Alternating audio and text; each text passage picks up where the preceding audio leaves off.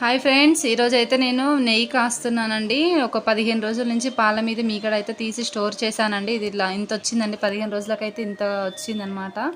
అంటే ఇది ఒక 3 రకాలకు సంబంధించిన పాల మీది మీగడ అనమాట. ఒకే రకానికి సంబంధించింది అయితే కాదు, ఎందుకంటే చేంజ్ చేస్తూ ఉన్నామన్నమాట. ఈ 15 రోజులలో పాలు వేరే వేరే చేంజ్ అవుతున్నాయి అనమాట. సో వాటి అయితే మీగడ అయితే తీసి స్టోర్ అయితే చేశానండి. ఇప్పుడైతే నెయ్యి కాచుకోవడానికి మిక్సీ జార్ తీసుకొని దీంట్లోకి అయితే మీగడంతా తీసి ఇందులోకి వేసానండి. చూడండి, మిక్సీ పట్టుకున్నాను, ఇలా వచ్చిందనమాట. అంటే ఇది మీగడ అయితే నేను ఫ్రిడ్జ్లోకి వెళ్ళి తీసి 3 అవర్స్ అయితే బయట పెట్టానండి. కొంచెం లూజ్ అనమాట, వాటర్ లాగా వచ్చేసింది అనమాట. కొంచెం గట్టినెస్ అయితే లేదు, దీనికి గట్టిగా అయితే లేదు. 3 అవర్స్ అవుతుంది ఫ్రిడ్జ్లోకి వెళ్ళి తీసి బయట పెట్టి అయితే.